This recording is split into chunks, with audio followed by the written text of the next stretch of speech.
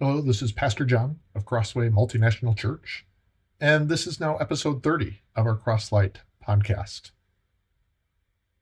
This is a Holy Week for our tradition of celebrating Jesus' death and resurrection on Good Friday and Easter.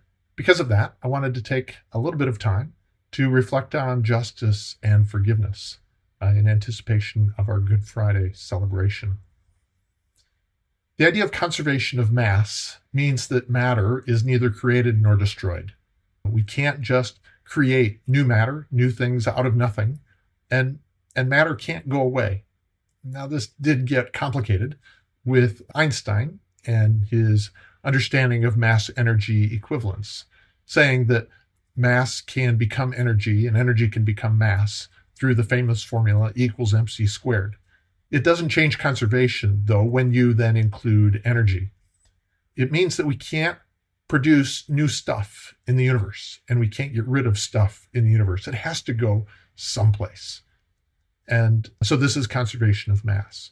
Justice, I think, is very similar. The idea is that unjust actions must have just consequences. It can't just go nowhere if it's going to be a just universe. Something has to happen. So if somebody does a wrong to somebody else, steals something that is there, or through lying harms them, a just world means there has to be some sort of consequence for this behavior.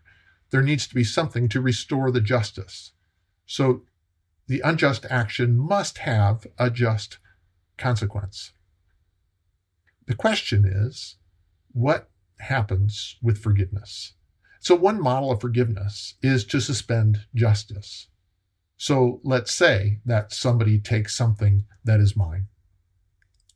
And when that happens, I could either choose to pursue justice, which says they need to restore not only the wrong that was taken, but also the harm that was done.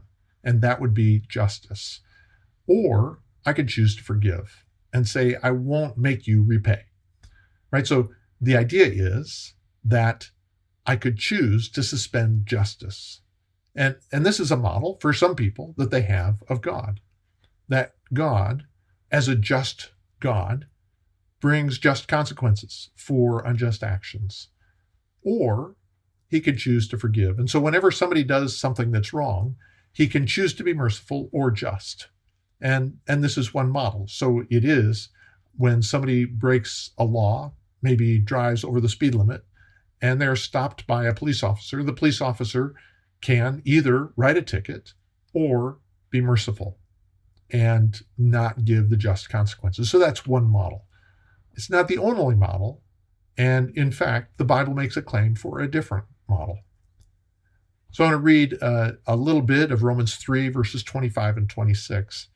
It says this: God presented Christ, that is Jesus Christ, as a sacrifice of atonement through the shedding of his blood, so as to be just and the one who justifies those who have faith in Jesus. So a key idea here is that God has found a way to maintain his justice while forgiving, to be both just and the one who justifies. And that means the one who can then treat people as though they had done what is just instead of what is unjust. So instead of suspending justice in order to forgive, God can't do that because he is a just God. So he has found a way to be both just and the one who forgives, the one who justifies.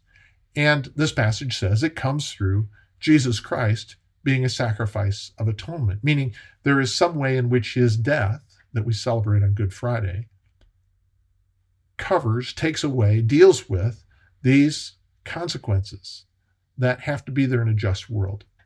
By Jesus' death, God can be both the one who justifies and the one who forgives without suspending justice. So how does that work? I want to look at this single verse from an amazing passage in ancient poetry of Isaiah. Isaiah 53:6 says, "We all, like sheep, have gone astray. Each of us has turned to our own way, and the Lord has laid on him the iniquity of us all." It says, we've all gone our own way. We've all done what is unjust. harming either our neighbor, ourselves, our world, or an action against God himself. All of us have done that. And here's what God has done. The Lord God has laid on the servant of God, the Son of God, Jesus Christ. The Lord has laid on him the iniquity of us all, what a religious word that expresses not just things that bother us, but all the actions that go against the justice and goodness of God, that go against his ways. The Lord has taken from us and put it on Jesus, that he would carry all of these things, that in his death, he would suffer what it is that we should suffer in our just consequences. Every wrong action, every wrong attitude, every wrong word that we say must go someplace in order for the world to be a just place.